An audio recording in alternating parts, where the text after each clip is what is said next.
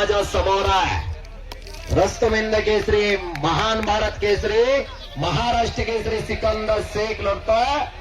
विशाल भोंदो तोही भारत केसरीचा मानकरी आहे, हरियाणा केसरीचा मानकरी आहे.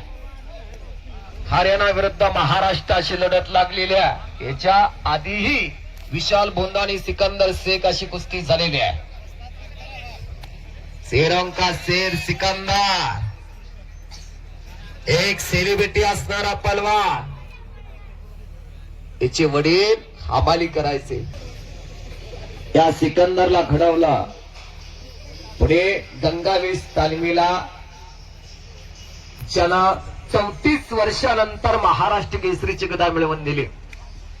34 वर्षानंतर गंगावेश तालमीला महाराष्ट्र केसरीची गदा मिळवून देणारा पलवान आहे सिकंदर. फार जिगरबाज, एक चपळ चित्ता आणि उत्तर भारतात आपल्या नावाचा दबदबा निर्माण करणारा पलवान आहे. आतापर्यंत उत्तर भारतातील सर्वाधिक पलवान पाडणारा सिकंदर शेख आहे.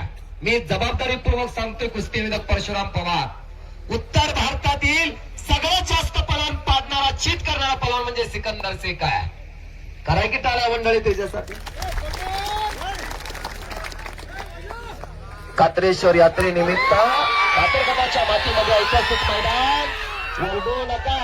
हो, निकाल गाठायचा प्रयत्न.